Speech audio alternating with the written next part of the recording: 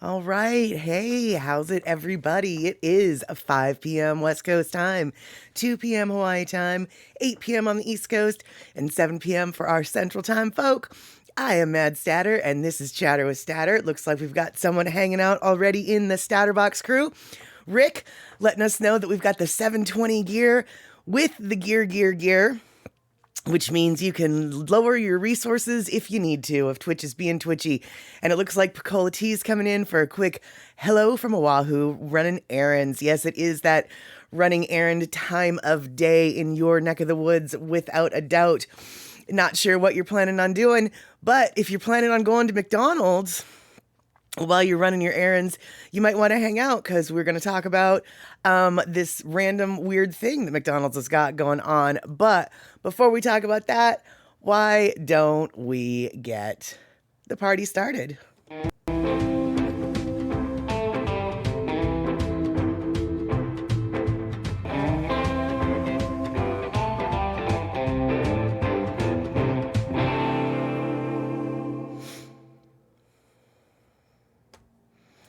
All right there. Yes, indeedy. Okay. So I don't know what's going on in your guys' neck of the woods, but I can tell you right now that even though we don't have rain falling in the Seattle area, the weather is changing. I know this for two reasons. First off, it's cloudy outside and it's a lot colder. So that's obviously the first clue. Second clue, though, is I can feel it in my bones when my ankle starts acting up, because I got a plate and six screws in one of them there ankles. When it starts acting up, I know that the weather is coming. Yes, it indeedy. The weather is changing. Hey, Kulika, good to see you. Picola T, something you would make you want to go to McDonald's? Oh, I'm not so sure about that, my friend. I am not so sure about that. In fact, why don't we just start talking about it right now? All right, so because Picola T is out running errands and she thinks she might want to go to McDonald's, I'm going to stop her in her tracks.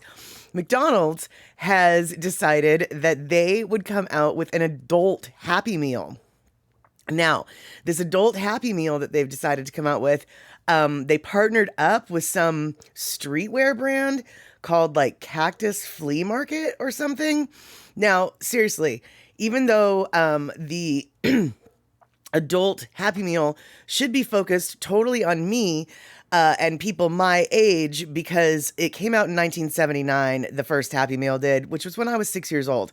So I would think, the target audience. But alas, they're partnering with like this design company that is way too young for my blood. Anyway, what we've got going on here with the McDonald's Happy Meal, right, is it's a limited edition cactus plant flea market.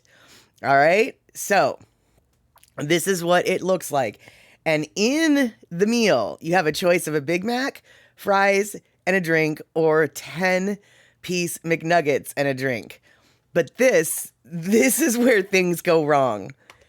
The toys, these are the toys. The toys are like something that nightmares are made out of. I'm not really sure what they were going for here, but I can say apparently with a little bit of research, it turns out that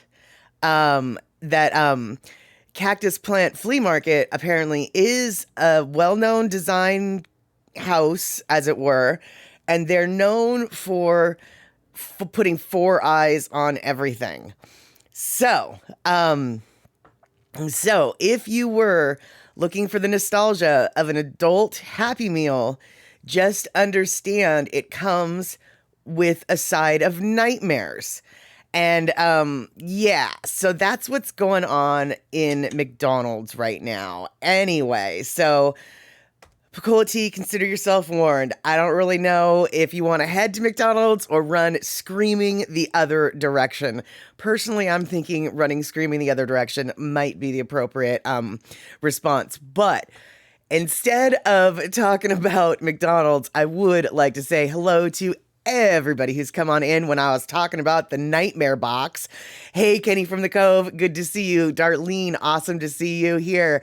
And it looks like Kenny from the Cove, you're in a double header NHL situation. Puzzy Cat, happy to see you here. And let's see here. Okay, you're neck deep in an NHL doubleheader.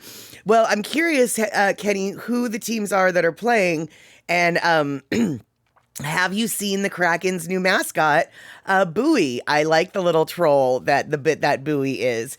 And let's see here, Rick. No thanks. You're happy with all the meals you get, just not from McDonald's. Well, shoot, you've got Culver's with their Butterburger over there. You don't need to go to McDonald's. And Picola T, exactly. Why do the Happy Meal toys have a double set of eyes? I cannot answer that question other than it is, well, I guess I can answer the question. It is a trademark of Cactus Plant Flea Market. Is apparently an actual clothing design house. And they are known for their double-eyed figurines. And so for anybody who's like super into this particular design house, I have no doubt that these toys are just on the money.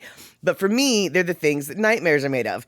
Now, Puzzy Cat, you collect the cars from the Happy Meals, which is awesome, but there is no car in this Happy Meal. It's just a bunch of people who when behind the wheel of a car might be, getting some double vision because they've got their four eyes, right? And let's see here. Yeah, exactly, Darlene. No thanks. I'm not a Big Mac fan, and the toys are just not my shtick either. Precisely. Pagola T, you think you'll wait another decade to visit Mickey D with a gun to your head? Absolutely. That makes sense. Yes, definitely a bit eccentric, Darlene. There's no doubt about it.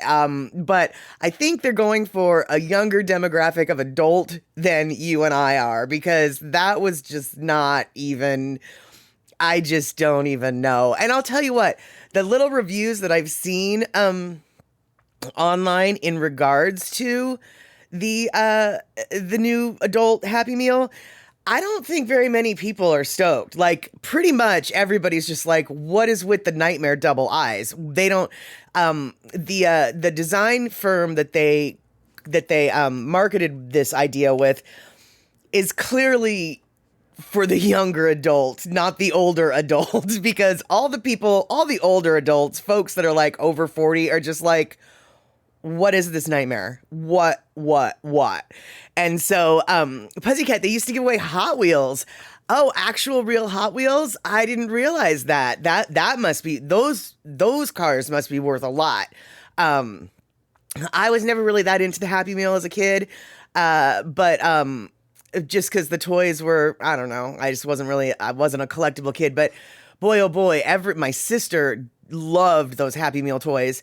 So yeah, we used to have plenty stashes in our house, but I don't remember the Hot Wheels toys at all. And I know that my sister, I would have been into one of the Hot Wheels toys. Like, actually, I used to play with the little cars when I was a kid. So I'm kind of surprised that I don't remember that.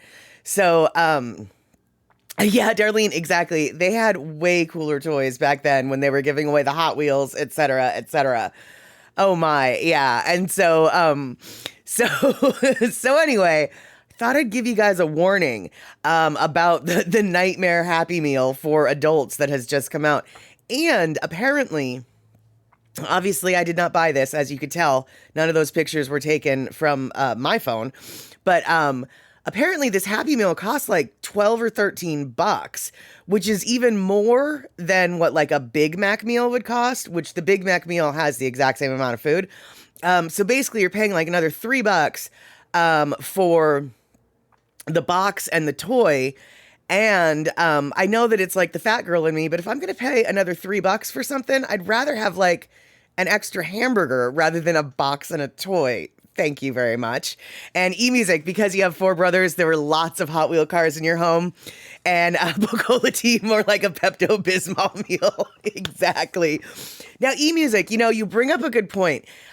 Because yeah, the Hot Wheels are everywhere. When you've got a bunch of boys, especially, our next door neighbors were boys, my sister and my age, so we would go over to their house and vice versa. They had Hot Wheels everywhere. everywhere there was a Hot Wheels car. It just, they were just there. They're like Legos in that sense. Like they just are everywhere.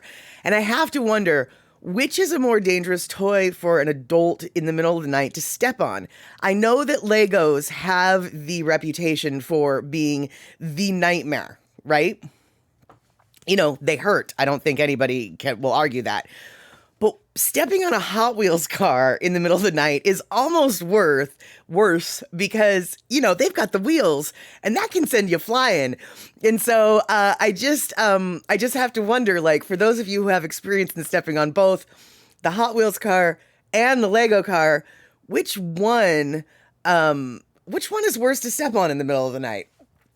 There we go. That's just something I have to wonder about. And exactly, Darlene, the cars, you can go flying through the dark of night. Precisely. And yes, Pussycat, Legos are painful, but painful is one thing. Getting swooped onto your okole, per se, or, you know, on your arse, is a whole other thing, right? And so... And not to mention also the Hot Wheels aren't exactly comfortable to step on either, even though, you know, even if they don't move. And let's see here, Kenny, the real adult Happy Meal should include edible gummies instead of some weird toy. Yeah, you know, since that's not legal in all states, I'm not so sure that would fly. But you know what would be a good idea? A little airline bottle of booze. Doesn't that make totally much more sense? A little airline bottle of rum to go with your Coke, or, you know, a vodka to go with your Sprite or whatever. Now that is a Happy Meal I might go to the drive-thru for. But yeah, let's see here. Rick, you remember having to get some Happy Meals for your kids just to complete some toilet collection. That's basically how I feel about the toys, I guess. Some toy collection, yeah. And I can only assume that, you know, once the collection was collected, then they just, you know, sat there in a corner gathering dust. But Pussycat, that's pretty impressive. You restored a McDonald's Batman car from 25 years ago. It was your sister-in-law's kids. It's what you do. Well, that's cool, but how do you... Well, now I'm very confused. How would you restore it? Like, did you just, like, repaint the logo and clean it up? Or, I mean, you couldn't possibly have found, like, parts for it, right? So, let's see here. Okay, so Kenny, stepping on a Hot Wheels does suck, but it doesn't compare to stepping on a Lego. Okay. And let's see here. Yeah, Darlene, if Kenny owned a McDonald's, definitely. Yeah, okay, so Pussycat, you step on Kylo's toys in the middle of the night, the bone hurts more. Yeah, I hear that. And yeah, exactly, Picola T, you got it. A little bottle of rum for your Coke. You knew exactly it. Oh, okay, so Pussycat, you just took it all apart, you probably cleaned it really good, and then you painted it. That's neat. Okay, all right. That's cool. And then I guess my next question is, did they appreciate it as much as you appreciated it? Because I'm guessing you probably really were so much more impressed with your work than they probably were just because kids are kids like that, right? Right. But I hope you took a picture of the before and the after, because, oh, you kept it. Right, exactly, because you appreciated it more. There you go. Yeah, I bet it did look cool. I hope that you actually got a picture of the before and the after to show your little handiwork. And by little handiwork, I don't mean that in a judgmental way. I mean that in the sense of the car is little and your work was tiny, and that's impressive as well. As soon as I said little handiwork, I was like, wow, that's really dismissive. And it's just like, that's not what I meant when I said little. Oh, you didn't take a picture of that one, but you did take a picture of the Ferrari that you did. Okay, that's cool. That'll work. All right, well, hey, speaking of pictures, you guys, I got a picture from an eagle-eyed viewer named Darlene, and as it turns out, we are all in great danger. I mean, we thought that these were things that were just imaginary in the Dunescape, in the Beetlejuice-scape, in the Tremors-scape, etc., etc. But no, you guys, Darlene spotted a sandworm in the wild in Wisconsin. Wisconsin has sandworms now, and now they're coming up through the grass. They're coming up through the grass, you guys. So just be careful out there. Just be careful out there, you guys. Sandworms are invading your town. We have picture proof. Darlene took the picture. Now, Darlene, as you know, she's here right now. She was able to get away. But it was a close call because she had the wherewithal to get her phone out, take a picture to warn us. That's right. So just remember, this is what they look like in the Wisconsin area. Anne, good to see you. Yes. Now, Anne, you're kind of in Wisconsin area, so be on the lookout. I think it might be sandworm season. And these are the sandworms that are invading Wisconsin. And as you can see, they're coming up through the grass. It's a big deal. Oh, okay, Darlene. That's why you were able to get away.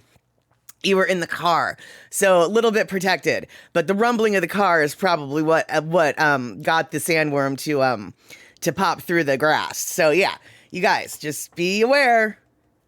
Don't be aware like Anne. Just be aware, like, aware. And yeah, just look for those sandworms because they're out to get ya.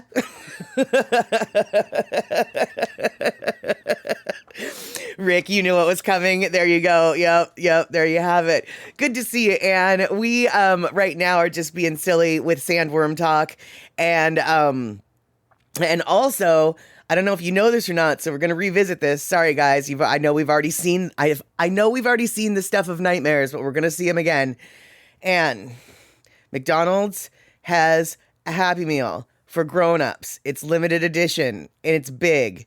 And in that Happy Meal, you can get a Big Mac or 10-piece chicken McNuggets. But what you'll also get is the toys to fill your nightmares. These are the toys that come with the silly thing. And so these are the nightmare toys that everyone needs to run away from McDonald's. So, Gina, there is no God. Gina, that is probably the most appropriate. I don't know what made you say that, but the adult Happy Meal, the toys in it, that is exactly the appropriate response. When you look at that nightmare factory of toys, there is no God. Yep, that's it. That is it. Let's see here. Oh, and wear walk without rhythm and you won't attract the worm. Oh, okay. Dune and Fatboy Slim. Let's see here. Oh, Kenny. All right, good. You think Ortho makes a pesticide spray if your lawn is eaten up with sandworms? Okay. Darlene might want to leave a note on that person's house to let them know that Ortho can solve their sandworm problem. And Gina coming in with all the best jokes. That's right. Yeah, Darlene, you'll have to get a bottle of that Ortho stuff just in case the sandworms invade your neck of the woods, your space. And Pussycat, yeah, weird toys. You want Hot Wheels. And yeah, Darlene, you'll save your neighbor. Exactly. And E-Music, Ray Kroc is turning over in his McDonald's grave. Yeah, either that or being chased through hell or heaven by those. Well, no, it would be chased through hell by those toys. I'm not saying he went to hell, but if he is in hell, those toys are there with him. Those toys are just nightmare fuel. And yeah, I know that this stream isn't normally meant to be nightmare fuel, but I just last night I saw the toys for the first time and I just couldn't let it go. So, hey, C Honda, good to see you coming on in. Fantastical. All right. So, speaking of childhoodedness, there was, oh, you had a Pussycat, you had a Chick-fil-A yesterday. That made you happy? Well, they probably didn't have any nightmare toys. That's why. You could walk out of there without a nightmare in your hand.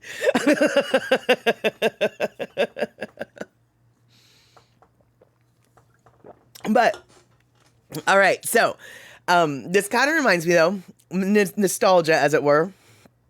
The other day, there was a couple people at the bar. Me and the bartender are from the Pacific Northwest.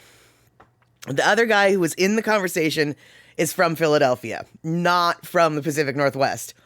So I'm going to show you this particular little clip of The Simpsons that is appropriate, and then I'll tell you what our conversation was about.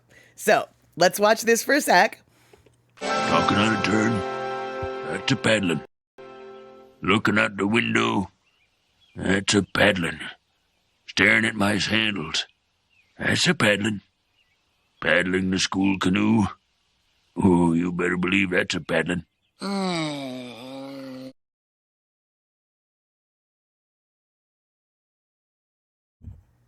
All right, so that's a paddlin. I didn't come in very smooth. That's a paddlin. And that's a paddlin. You guys, did you ever get paddled in school? In elementary school, the threat of the paddle was ever present. And it was a paddle just like that one that cartoon had, only it had actually holes in it to make it more aerodynamic or something. And I was just wondering, was a paddle an option when you were in elementary school? I'm not arguing whether or not they should have them, whether it should happen, whether whatever, but in my school growing up, absolutely corporal punishment was a thing. And the bartender who grew up in Tacoma, she absolutely was like, oh, heck yeah, there was a paddle. Now, this guy from Philadelphia he was gobsmacked. He was stunned. He could not believe that actually happened in real life schools. And he grew up, I guess, in Catholic school where, they had the little ruler on the fingers.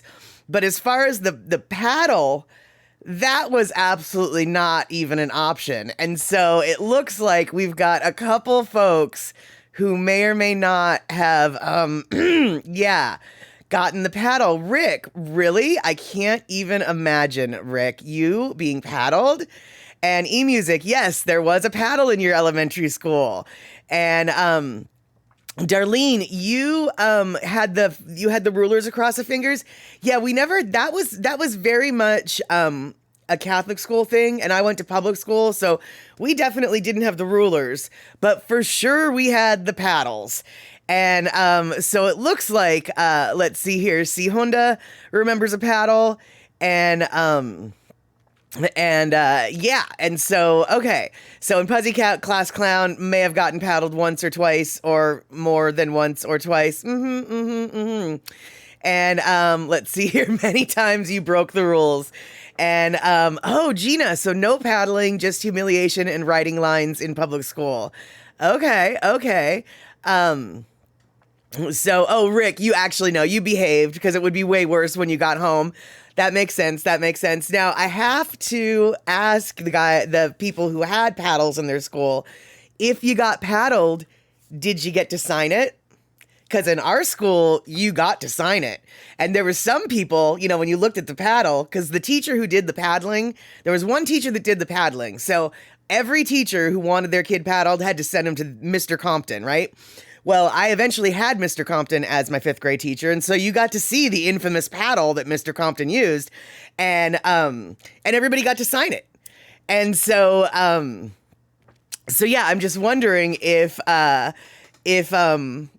guys got to sign your paddles as well. And Kenny from the Cove, my dear, I'm not exactly surprised that you might be a little familiar with a paddle. Your 9th grade shop teacher tore you up with a paddle. You shot someone with a sand etching gun on purpose. Yes, it was a justified shooting, but Mr. Lovett didn't want to hear all that. I have to say, Kenny, that if that was justified, he still was a little bit justified in smacking your butt. That was dangerous, but... And Rick, you got really good at writing 1,000-line punishments. I can honestly say I don't remember anybody in my school having to do the typical, I will not talk during class, 150 times or whatever. I don't ever remember that seeing anybody ever having to do that. The paddle, on the other hand, different story entirely. And let's see here, Anne, your mom had an old sorority paddle-shaped plaque that sat ominously in the front closet. The threat was there, but it never got used.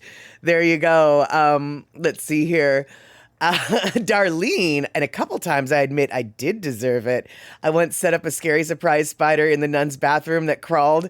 I got a couple of those nuns, then they got me. Boy, were you in trouble.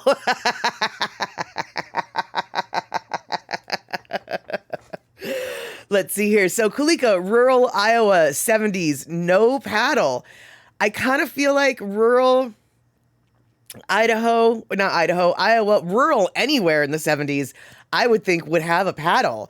I mean, because I went to, elementary school. I was in elementary school from the late 70s through the early 80s. So, so the paddle remained in my Navy town well into the 80s. And there you go, Picola T. In elementary school, you had the Board of Education. And Buzzy Cat, you cut class many times to go surfing. Fair enough, fair enough. In junior high and high school, I cut class many times, but by then the paddle had already been, there was no paddling in junior high and high school. It was just elementary school was the paddle. And so, Gina, you were in elementary school from 1980. Yeah, I was in first grade in 79 to 80, that year that it switched. So clearly you and I are in the same age range in regards to elementary school. Well, I guess actually probably all of our schools, now that I think about it, because if you're the same age, we're the same age. Yeah. But yeah, yeah, graduated in 91, elementary school in the very late 70s to the early 80s. And let's see here. C. Honda, your school principal would do it. You doubt if they had the kids sign it. All right, there you go. There you go. I like to look at the board because there was some names on that board. Because like I said, I was in the class with the teacher that did it. I think that there was some, like, I don't know. I mean, it was obviously painful enough that nobody wanted to be paddled. But I think like there got to be a certain point where a couple kids were just like, I'm going to get my name on that paddle more times than you, just sort of a... Because, yeah, you got to sign it every time. So if you'd been paddled more than once, your name was on that paddle more than once. And let's see here.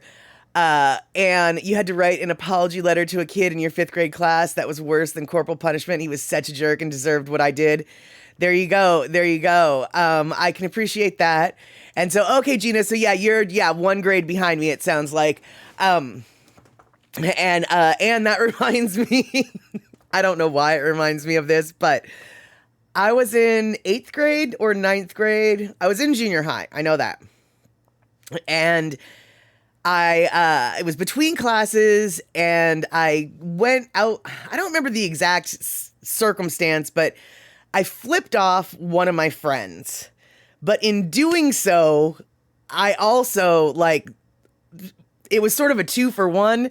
My friend was right there, but then right after I did it right as I was flipping my friend off, the principal came up from around him, and so he totally saw me flipping my friend off. And I guess flipping people off in junior high was against the rules. So he pulls me into his office, and he's all, "Would you flip your mother off like that?" At which point I was like, my mom is the one who taught me how to flip the bird. So... yeah, I would, and I have, and he didn't really know what to do with that. So I had to, I too had to write a little essay on why it was wrong to flip someone off in school, et cetera, et cetera. So, yeah, I know those stupid writing assignments as punishments, because it was a stupid punishment, because it's like, dude, I'm going to flip him off again. I'm just going to make sure that you're not in the hallway when I do it this time. And so, so let's see here. Oh, Picola T. Okay, so there were extra church pews. Hold on. So they put them outside each classroom, and you had to sit in shame with classmates' eyes on the back of your head. Oh, okay, okay. That's back when shame used to work as a punishment. I'm not so sure that works anymore.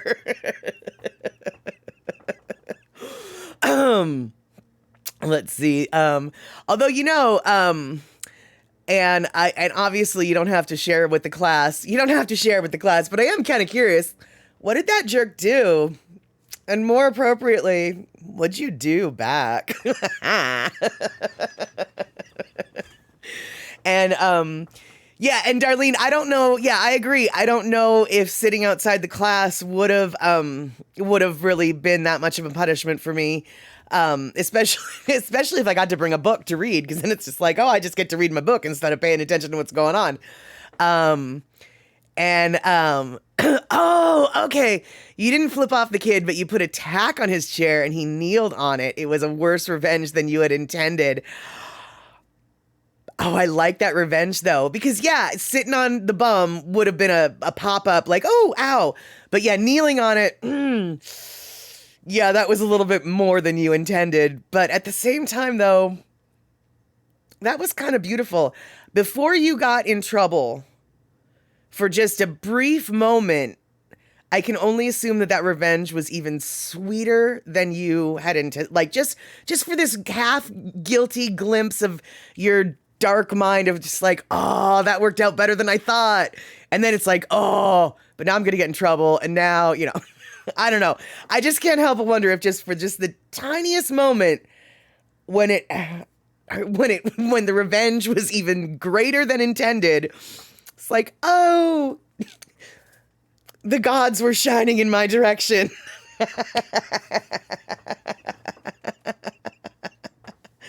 Let's see here. Kenny from the Cove. When you were in junior high, flipping someone off was basically the equivalent of Irish people in Ireland using the F word. It's too common to get punished for.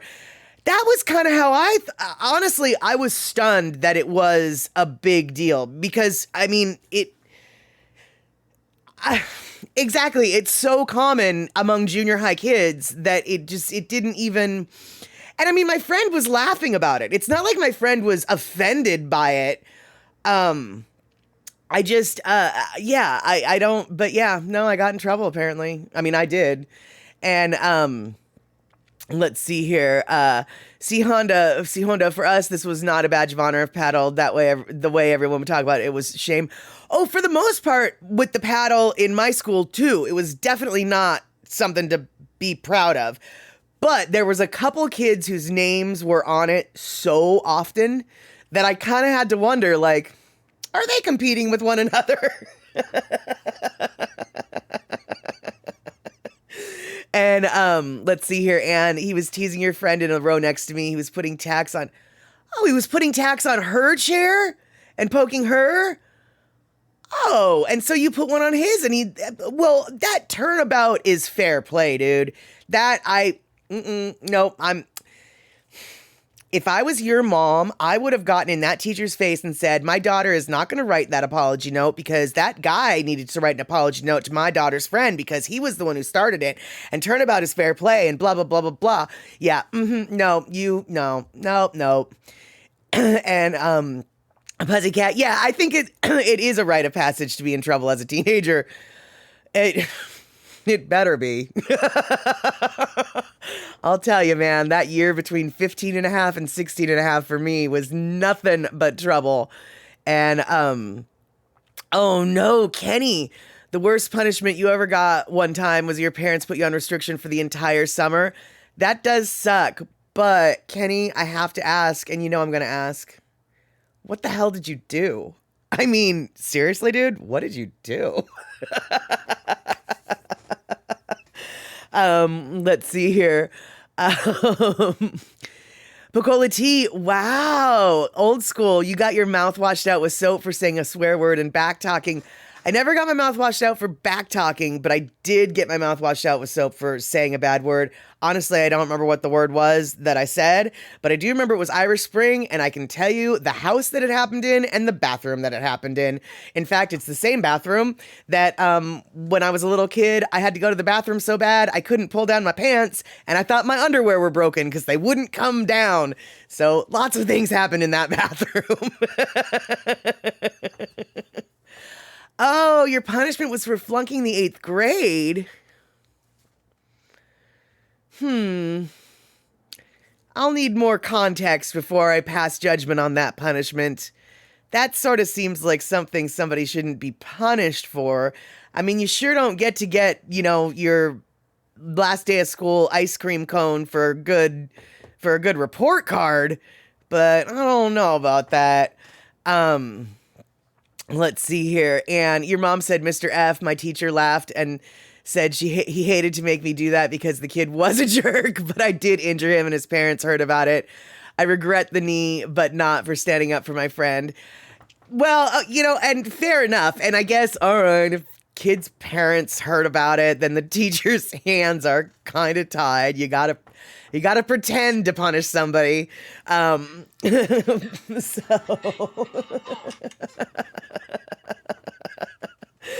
and let's see here.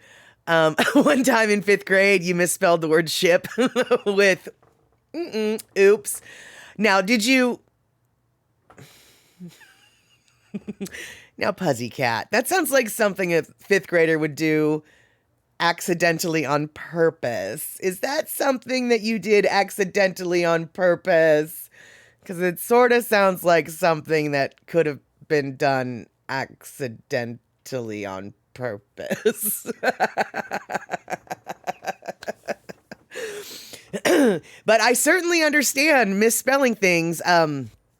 I've said it a million times on this stream before, and I'll tell you the story again. When we were all hanging out with Andy Bumatai on Daily Pigeon Live, he has a pretty clear stated no bad words policy, and we generally all try to abide by it. I certainly was trying to abide by it, and I was talking about a shirt, a shirt with an R, a shirt. I did not type the R when I was talking about the shirt. So, he got a good laugh, posted it for everyone to see. So I got to be a rule breaker, even though I didn't mean to be. And okay, you didn't mean it. You didn't mean it. All right. Kind of like shot the other day. Yeah, it happens sometimes. And O and I are right next to each other on the keyboard, so I can totally see how that happens. And Darlene, you meant to say grandson, not grandson. I did know that, but if your grandson is pulling a lot of pranks, maybe the word grandson is appropriate for that little rapscallion. Pussycat, she called you up to your desk and said, "Do you know what you spelled?"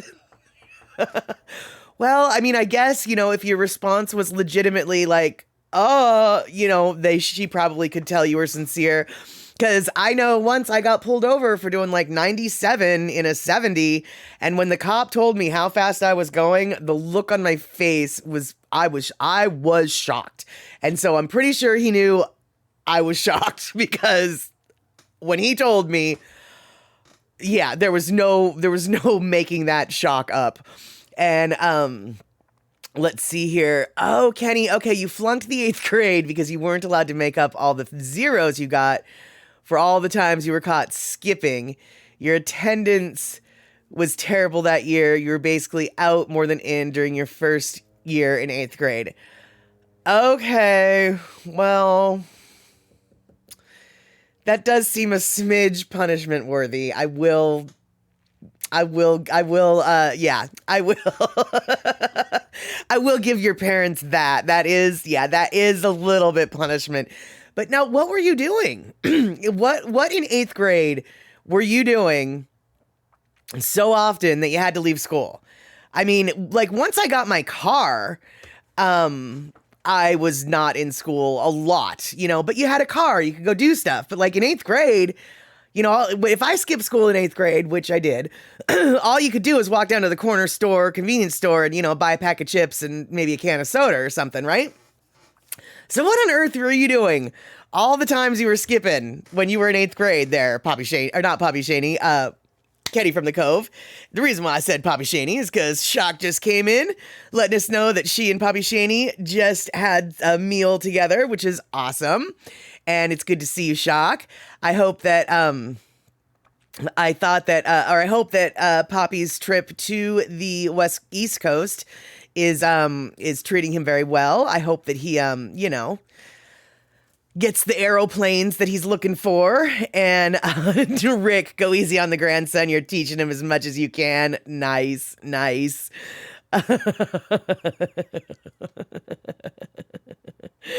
And oh no, she was the kind of teacher that will wash your mouth out with soap. Oh yeah, well then I hope that she understood that you didn't mean to do that. But yeah, I bet you thought you were in deep shirt or deep ship.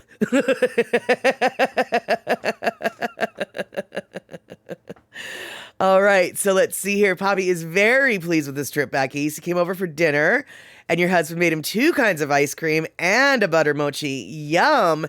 Now, okay, what kind of sheep dip?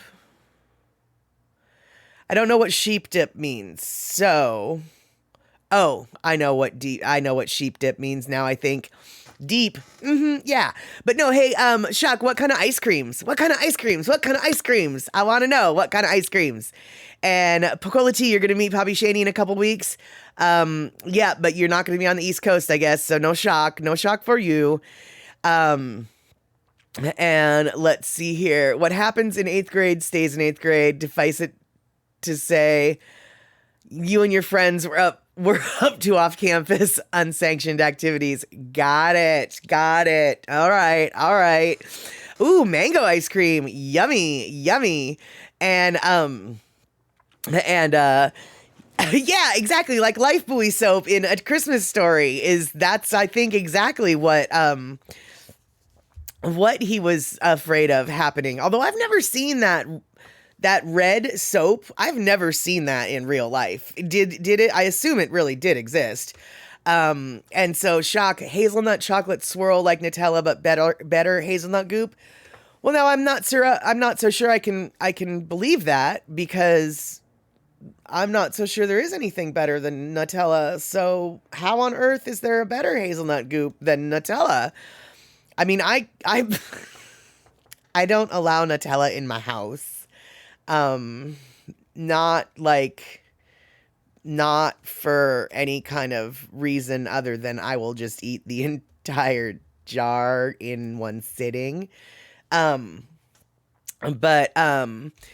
let's see. It existed. You've never seen it in real life. Justin's hazelnut spread. Are you talking about there, Anne? Okay. Well, Shock, what makes it, first off, what brand is it? And how is it superior in all the ways? Because I guess Darlene, is it homemade Nutella? Like how can anything be better than Nutella? I don't care what you say. How is it better? Let's see here. Hormones plus beer plus herbs when experienced too frequently equal flunk the 8th grade. Oh, okay. So you guys were really out partying it up in 8th grade. Yeah, I wasn't quite that partied out in 8th grade yet. That was more of a 9th grade thing. But yeah, all right, Kenny. I guess I can see why your parents were just like, you already had your summer break. You had your summer break for the last 8 months over the school year. Yeah, Mr. Man, you get to hang out at home. All right, so suddenly that punishment for flunking the 8th grade seems like a little bit more appropriate. So I'm writing this down. Nocciolata, which is not how you spell or pronounce that. All right, I'm gonna have to look that up, and then once I look it up, I'm gonna have to have a hazelnut spread taste test, a blind taste test. That's what I'm gonna have to do, because I like to do blind taste tests, and with hazelnut spread, well, why the heck not? And Pussycat, you ate half a bag of chips watching Photo Luke today, and now you feel kind of sick from it. Glad you didn't have dip. Yeah, then you would have had a no bag left, huh? All right, fess up, Pussycat. What kind of chips? What kind of chips were they? Huh? Were they corn chips, potato chips, pretzel chips, pita chips, dried veggie chips. I can't think of any other chips. I'm sure there's more chips. And Kenny, you had to practice your party skills for when you got to high school. Party skills are essential in a small town. Now, yeah, I guess in 8th grade that would be maybe the prep for the partying, because technically high school does start in 9th grade. Although in my neck of the woods, you didn't go to high school until you were in 10th grade. So 9th grade was my year for getting the partying skills up to high school levels. So let's see here. Shock bragging about the foods that she had today. Peri peri chicken, rice, salad, veg for dins. Nice, nice. And oh, hey, see, Honda, you found those Cheetos Bolitos, and they are a little bit addictive, aren't they? Yeah. Let's see here. You have a cheap brand called Utz Original Chips. Oh, we don't have Utz out here with the potato chips, Fuzzy Cat, but we have, you can find the Utz cheese balls here, which are good, but they're not as good as the Cheetos Bolitas that I was talking about a couple weeks ago that C Honda finally tried. And yeah, isn't it great, C Honda, how like it's a nice cheese spiciness, but it's not like that jalapeno hotness that they go for on all the other directions. And let's see here. Picola T's saying Trader Joe's caramelized onion dip would give you a reason to eat a whole bag of chips. I can definitely appreciate that. Let's see here. Shock, it's original, the kettle chips you like, but can you say carbs? Well, yeah, kettle chips are nothing but carbs, salt, and grease, which is what makes them so delicious. It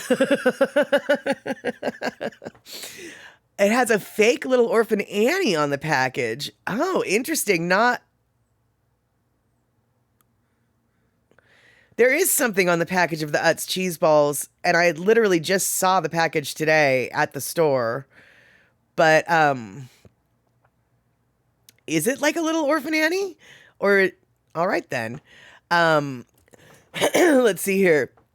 A different flavor than expected. Taste chili powder. Yeah, the chili powder is what I really liked about it, as opposed to just that flaming hottedness. So, Shock, you missed out on all this. It was a 2-mile walk home and no time for that. Well, on the 2-mile walk home, you can get into a lot of trouble, actually, if you if you go looking for it.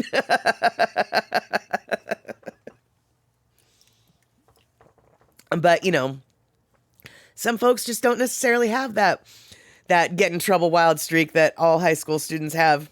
And some high school students have enough get in trouble wild streak to make up for all those students that don't have it. I'm thinking Kenny from the Cove might be one of those people. I'm thinking Pussycat might have been one of those people. And I'm thinking maybe I might have been one of those people.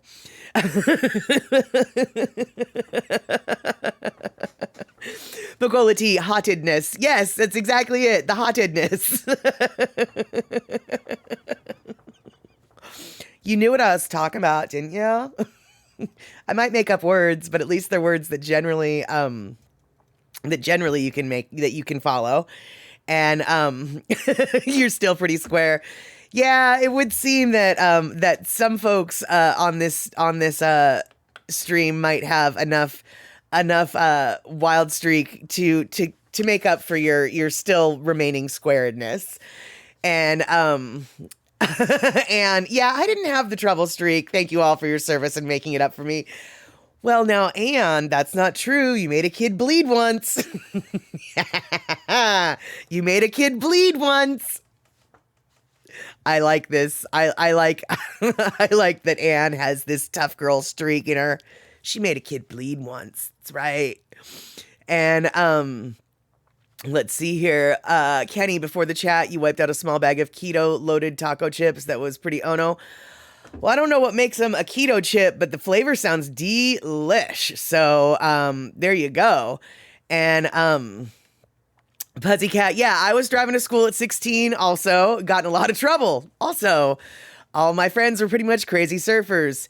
all of my friends were not crazy surfers, but they were crazy partiers and other things. So, let's see here. Um, Pacola tea. On the other hand, on the other side of square, I'm looking pretty round these days. There you have it. Um, and yeah, exactly. And wear your troubled youth badge proudly. I made a kid bleed once. Yeah, there you go. And let's see here. E-music, a fun time in junior high. You didn't like high school. Was there only for a year and a half and then graduated to get away. I can appreciate that. I wanted to graduate. I wanted to go to alternative school when I was in high school just to get it over with. My parents were having none of that though, so I had to stick around for the full 3 years. And yep.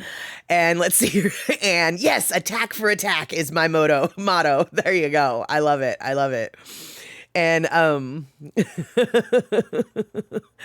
in high school, you took on Jedi skills. What was that? You figured out how to ignore most of the rules, not get caught, and not get in trouble. That is exactly it. That is exactly it. That was always my motto in high school, was basically, if you get good grades, you can do whatever you want. And that is exactly what I did. So, yeah, so there you have it. And let's see here. Darlene, exactly. You'll think of Anne whenever you see attack. Yeah, I probably will too from now on, actually. I probably will too. Oh, look, there's Anne's weapon of choice. Anne's weapon of choice right there.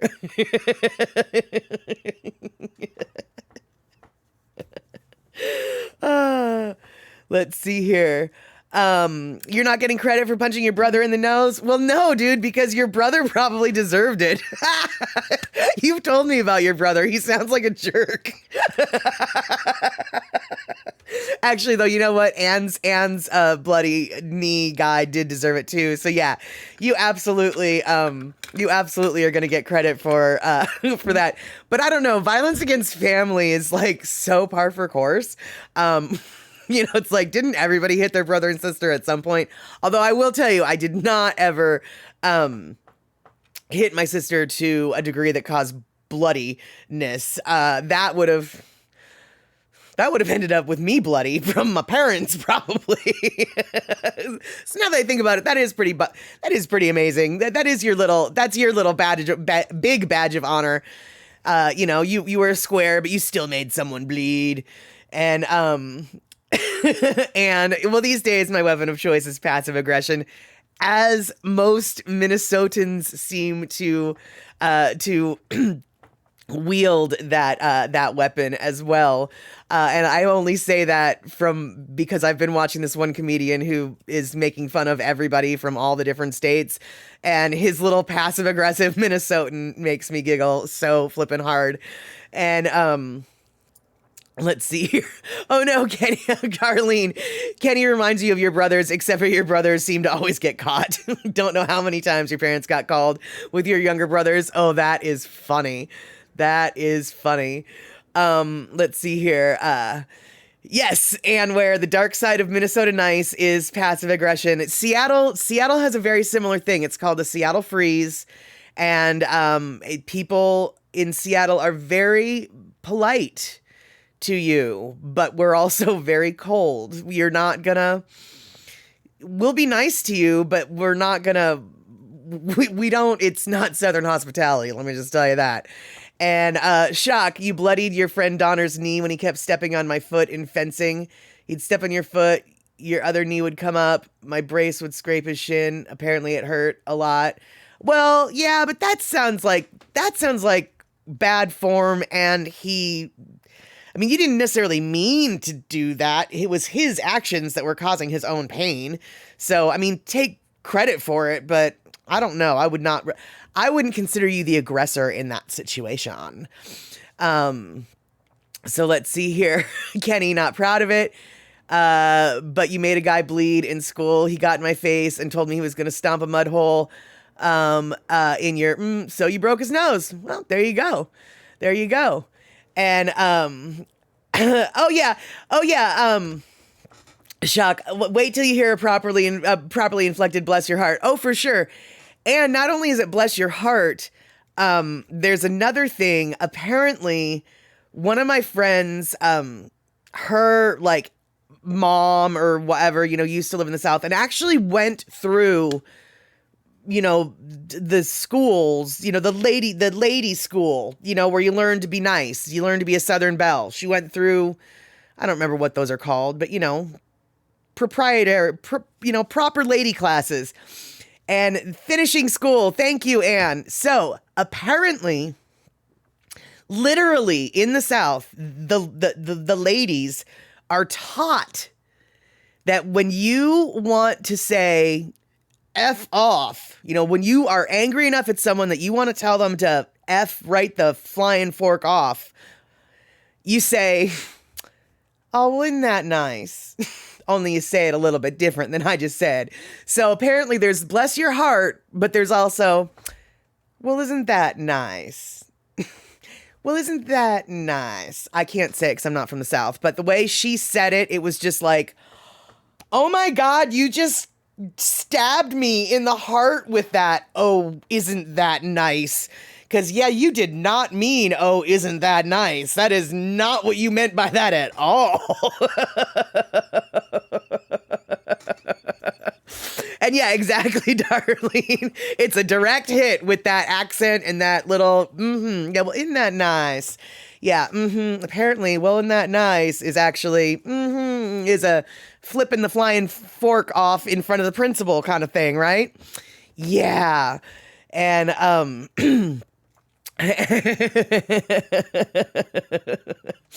right, yeah, you hate the awe of pity that you hear sometimes. Right, yep, it's all in the inflection. It's all in the inflection. And hey, Andre, good to see you. Andre coming in with the wisdom of the ages, although I'm not so sure this is true wisdom or a rule anymore. But back in my day, and his day, clearly, plus, the deal was don't get caught and we won't ask parents' policy with kids. That's exactly it.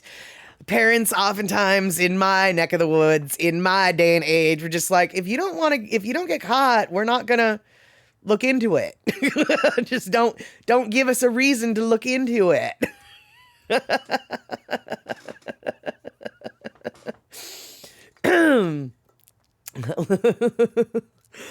All right, so now that we have thoroughly exhausted our our childhood enemies and fighting tactics and our badges of honor, we can maybe well, Shock, you're saying your parents were not hippies like that? Okay, well, first off, that's has nothing to do with hippies. My parents were not hippies at all. But it was just a case of like, I don't want to deal with it. So just don't get caught and I'm not going to deal with it. That's, that wasn't a hippie thing. That was just a lame ass 70s parents thing. I always thought, cause yeah, I mean, my dad was so straight and narrow that he refused to listen to Johnny Cash because he thought that Johnny Cash had gone to prison. So he wouldn't, even though he was a country boy from Indiana who loved country music, etc., he had his own little self-boycott of Johnny Cash because he thought Johnny Cash had gone to prison. So how he bore someone like me, I'm not really sure. But, well, I guess he didn't bear me, but you know what I mean. But yeah, he wanted no hippie. And thank you so much for the biddies there, Andre. E-music in Pigeon, the curse is said like this. Let's see, hold on. Mo better when you make die. Wait, when you die dead in baby days, meaning I wish you were never born. Oh, yep, there you go. There you go. And let's see here. Oh, Andre can't hear anything, but he's saying hi. Hi, Andre. Yeah, your parents were super square. Yeah, my dad was super square. My mom, maybe not as square, but she was definitely the one to be doing all of the investigations and or decisions into whether or not there would be punishments. And yeah, she was of the idea that it's like, if I don't have to deal with it, don't make me deal with it. So yeah, no, he did not begot me there, Anne. That's funny. And oh my goodness, thank you so much, Simonda, for the biddies. And I'm busy all talking about other things. And Anne, thank you for the biddies. My goodness. And Pussycat, your sister used to tell you that you were adopted. Oh my gosh. You know, honestly, I probably should have told my sister that, because my sister and I don't look anything alike, and she actually might have believed it, but I wasn't smart enough to think of that as a little mind game there.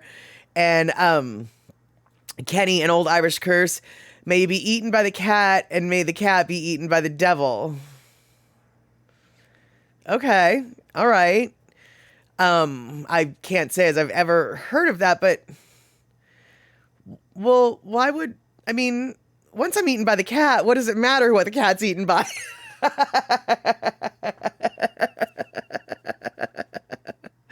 Yeah, exactly, Darlene. Your dad was the same, super strict, which made a teen want to act up more. I think that there might have been an element of truth to that in myself as well, right? Oh, okay, Chuck, you're right. It's not an Irish curse without the devil. Got it. There we go. So, and your brother told you that, and he said the certificate was at the top drawer of Mom's dresser. You couldn't reach that one. He said you was from the Plotnik family.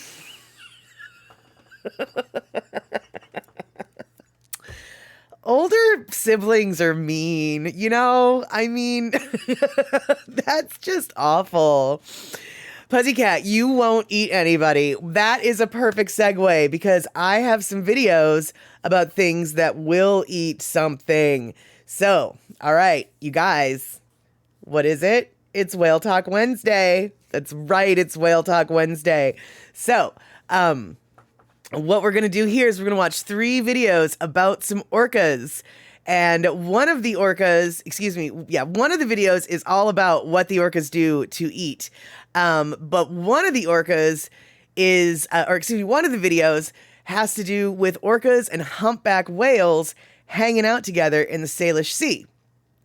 Now, for those of you who can't remember or who didn't know, the Salish Sea is right here, on this map, right? Now, this video takes place in the Strait of Juan de Fuca.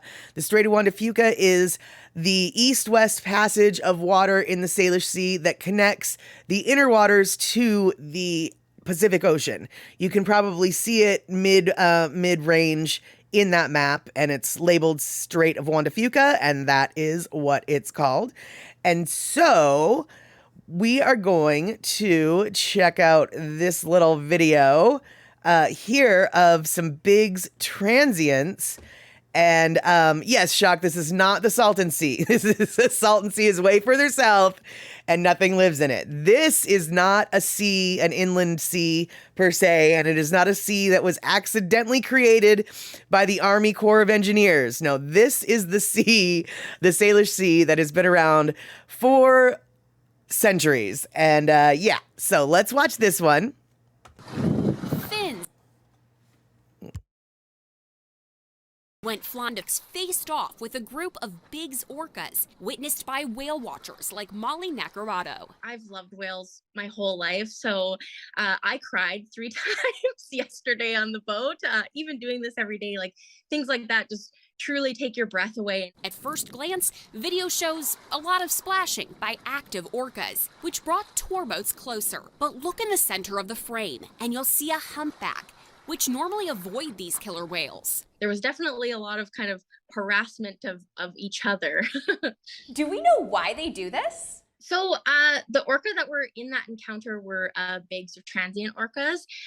So they've been known to eat seals, sea lions, harbor porpoise, and go after humpback calves. But researchers say these whales were older, IDing them as known humpbacks Hydra, hailing from Hawaii, and Reaper, born near Mexico.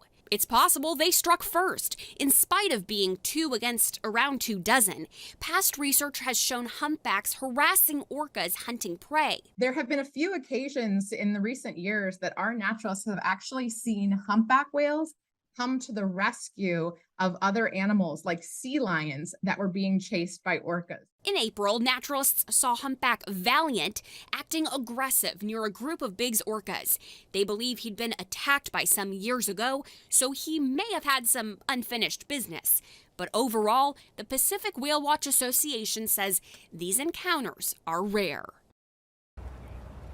Now, those encounters could potentially go up because there's been a population increase for both those Big's orcas and for the humpback whales, in part because conservation acts have banned the hunting of marine mammals. Now, the Pacific Whale Watch Association says that it's hoping to see how all of these whales are doing. The orcas will stay in our general area of these waters, so they should be able to catch them again, but they're hoping to see those humpback whales before they begin migrating for the winter. Erica Zuko, King 5 News.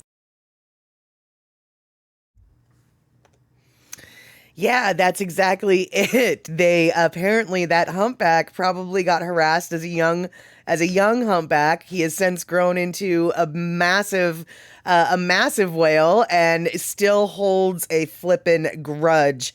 I'm not really surprised at all that that humpbacks have a memory, perhaps a little bit like the elephants, as it were. I know that my old roommate's cat ended up killing a crow once, and that crow's mate for years afterwards haunted our yard and would attack that cat whenever the cat came into its sight. So yeah, without a doubt, I know that some animals can definitely remember and hold a grudge, right? All right. So now, exactly. Mr. Humpback wanted a little retribution. Hey, Love Pat, good to see you. You're in the middle of our Whale Talk Wednesday right now. And we've got 3 videos that we're showing today. And we've got 2 left. So this last video was a video where the Big's transient orcas that we've talked about on this stream before and the humpbacks were clashing in the Strait of Juan de Fuca in the Salish Sea. And now this next one is, we're going to watch this video. It's kind of cool. It's kind of not, but talk about smart.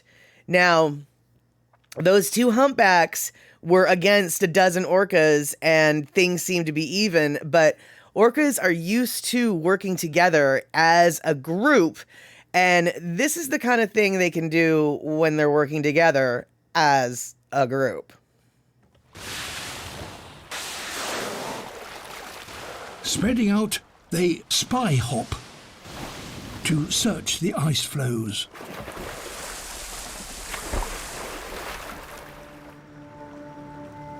When a seal is spotted, the scouts alert the family with a rallying call.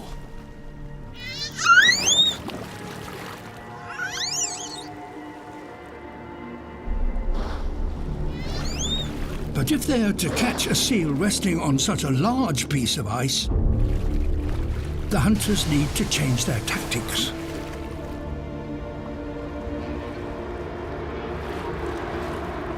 This time, they produce a subsurface wave.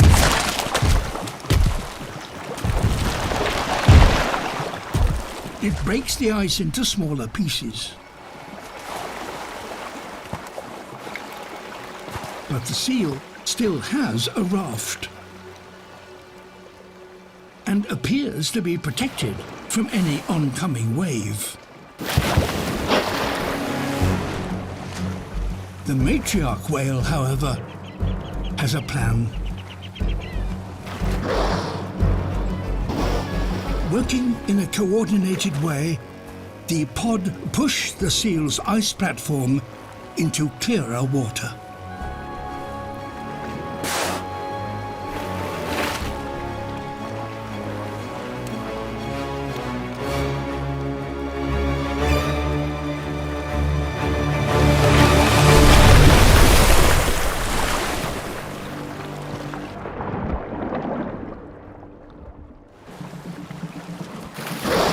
matriarch now tries another tactic which will avoid injury. Blowing bubbles.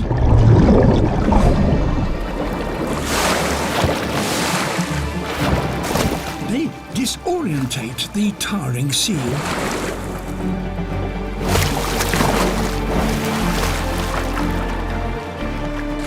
And the whales move in for the kill.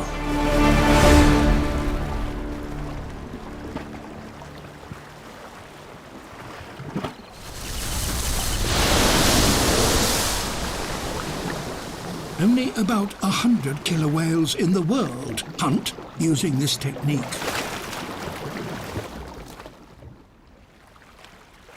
It's an ingenious solution to the problem of finding prey here in the most extreme frozen habitat on Earth.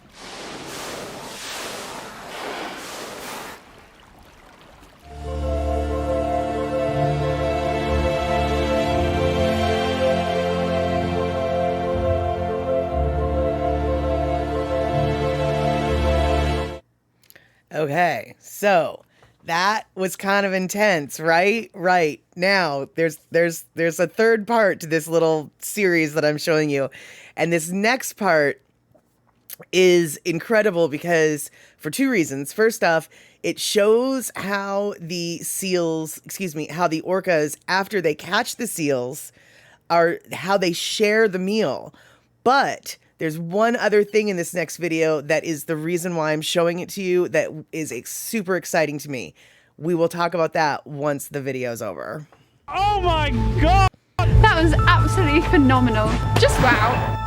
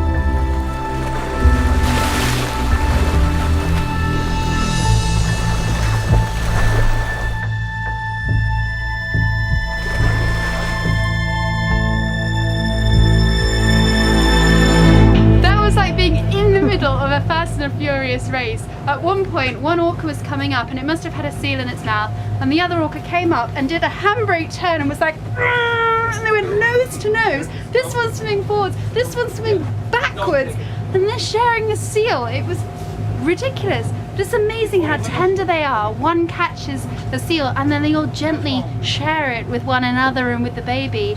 It's just absolutely phenomenal. Just wow.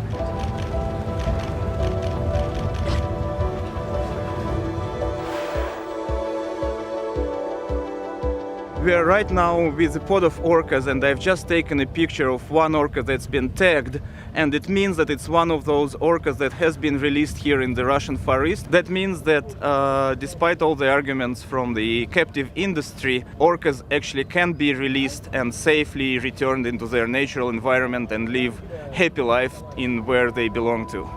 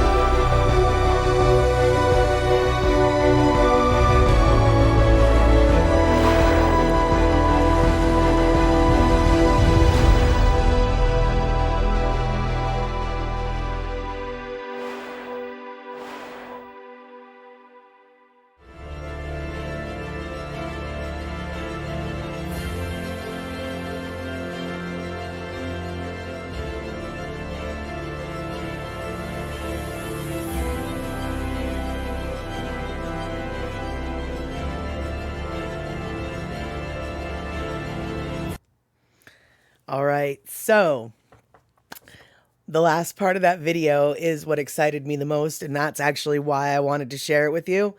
The fact that Russia obviously had their own captive whale program. The United States had their own captive whale program, two very different programs. Now, the United States, as we know, their captive whales oftentimes went into, not into sea pens, they went into true captive pools, and much smaller than any sea pen could possibly be. But the Russians had their own version of whale jails, as it were. And as it turns out, the Russians have decided to re-release some of them. Like that particular video just said, they don't know whether or not that particular whale was released to her own family. The way that that animals, the way that orcas have been re-released via United States intervention, generally they try to match them up with the pod that they were derived from. Now, whether or not this particular whale is with the proper pod that she derived from, they don't know. In a way, it's probably hopeful that she's not, because then there's some genetic diversity that she's going to be introducing into that pod. But what excited me the most is whales that were kept in captivity obviously can be re-released in the right circumstances and thrive in the wild. So I was really excited that the Russians have their own re-release situation going on, and I'm hoping that a lot of studies are going on in regards to that, because right now in the United States, releasing captive orcas back into the wild is not something that we're doing. It's something that we're taking a long time to do to make sure we're doing it right. That being said, sometimes you just need to do it. And so it's kind of nice that Russia's taking the opposite approach, which is they're just doing it. And while I know that Russia and the United States don't necessarily work together on most things, I would like to hope that the scientific communities in both of these countries are sharing some information in regards to reintroduction to the wild for formerly captive whales. Gina, are the whale jails just for medical rehabilitation? I don't know anything about the Russian orca captivity. I don't know what they were doing it for. I don't know if they were doing it for rehabilitation, for medical studies, for scientific studies, for entertainment purposes. I have no idea what the context is for the Russian captive program, which is why I understand that what we did in the United States with our captive orcas versus what Russia did with their captive orcas might be so different that the re-release data is only somewhat useful for each circumstance. But I'm still excited that that both Russia and the United States are changing their ways and re-releasing, or and at least Russia's releasing its orcas, and the United States is pretending to think about talking about it. So, Russia probably, you're right, Chuck. Russia took we have no more money. We have no money, so let's stop spending this. Right. And that is, and sometimes, necessity is the mother of invention, so to speak. And it might not be the best circumstances, but at least it is happening. And the circumstances under which it's happening are something to be paying attention to, because we definitely, need to figure out what to be doing with some of these orcas, because they are no longer breeding them in captivity, and they have shut down a lot of the whale shows. There really is no need for the captive orcas anymore. And Rick coming in with some serious info. National Geographic says as of May 2021, there's 59 orcas in captivity at sea parks and aquariums throughout the world. Some were wild caught, some were born in captivity. A third of the world's captive orcas are in the United States, and all but one of those live at SeaWorld's 3 parks. Yes, exactly. And let's see here. And what U.S. governmental department or organization does a whale program? I know that that Department of Fish and Wildlife is always going to be involved, but I know that when there was an orca that did not belong in the southern part of the Salish Sea, it belonged to the northern residents. It was not part of the southern residents. They wanted to get that northern resident orca back to the north. And in order to do that, now this wasn't a captive whale. This was a whale that had wandered into the wrong waters. And that particular reunification effort took, because it happened in Canadian waters and in United States waters, there was a myriad of governmental and tribal organizations involved in it. And I'm 99% sure that when it comes to releasing the orcas in the future, now this is obviously just a guess on my part, but I'd bet $1 this is what's going to happen.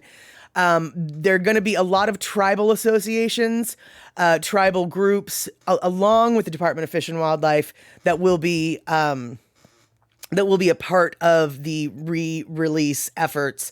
But right now, Picola T, I wouldn't be surprised if the Navy would be involved in it. But basically, I think it's, Department of Fish and Wildlife, for the most part, I think are generally going to be the spearheaders. But who's to say, because we haven't really released that many orcas yet. We don't really have a protocol for it. There are orcas that we've talked about here on this stream that whose mom is 93 years old and a southern resident, still alive in the Salish Sea, the southern residents, and her daughter is in Florida right now, not at a SeaWorld park. Actually, it's a different park. And she needs to be released. People since 1995 have been acting to get her released. And and honestly, I don't really know what government organizations are working towards that other than the Department of Fish and Wildlife. And let's see here. Pussycat, animal activists won't allow the show at SeaWorld. Yeah, exactly. And let's see here, Kenny. Way to fail on the captive whale issue, USA. Pull your collective heads out of and do the right thing already. Well, Kenny, I do agree with your sentiment, but I think that that's part of, the problem is why it's going so slow is like, they want to make sure they do it right. And sometimes, the biggest enemy of getting stuff done is perfection. And, sometimes you just got to do it the way the Russians sort of just did it. Now, obviously, I would not be okay with them just throwing all the orcas into the sea in a sink or swim fashion. Like, well, let's see if they live. But I do get the impression that they're trying to be so perfect about it that it's just taking too long. Like, come on, let's get this done. Let's get this done. And yes, Shock, there you go. Perfect is the enemy of good. And, sometimes you just need to be good enough. And when time is running out, sometimes perfect is really, really an enemy to be worried about. But you are right, Shock. They don't want PETA to be all up in their business. So, it's a careful, it is a careful balancing act. And yes, Anne, I didn't know you didn't know this. There absolutely is a dolphin military program. They have dolphins that they have trained at Subbase Bangor over in Hood Canal, which is part of the Salish Sea. And I think that the dolphin training program is, I'd be willing to bet that all of the main naval stations have some sort of dolphin facility, because there are definitely dolphin training military program. Yeah, there are definitely military dolphin programs. What Shock just said and wrote and stuff. And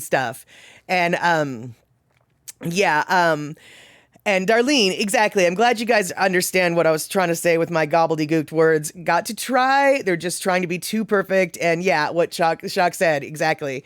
And That's right, Rick. I couldn't remember what the dolphins were trained for, but yes, dolphins are trained to search for and mark the location of undersea mines. That is exactly it. And let's see here. So yeah, exactly. Words are hard. So that is the little Whale Talk Wednesday I thought that we could have today. It was a sort of a broad topic of whales, from humpbacks to orcas, from in the wild to captivity and in the wild again. And it was a little bit sad with the seals, but it is the circle of life, and that is what it is. So there you have it. And let's see here. Okay, Kenny, awesome. Bruins 5, Rangers 4. I guess that's good. The Bruins, are they the Boston Bruins and then the Texas Rangers? Is that what it is? And if it is the Boston Bruins and the Texas Rangers, why are you happy? Wouldn't you rather have the Texas people win? All right then. And Picola T, I think I might have to quote you on that. Words are harderness. Yes, that's it. Words, harderness. I like it.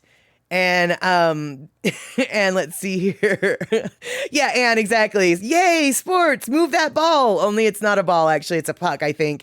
And it is the Boston Bruins, but it's the New York Rangers. Okay, that makes way more sense. All right, so I guess then you are allowed to vote for Boston. Vote for Boston. Just vote for Boston. Yep. Just vote for Boston. And Pussycat, yes, SeaWorld has orcas in captivity and they keep them till they die. They do so far, but there is a movement to perhaps re-release some of them in the wild. Now, the ones that were born in captivity, honestly, I have no idea whether or not they could survive in the wild.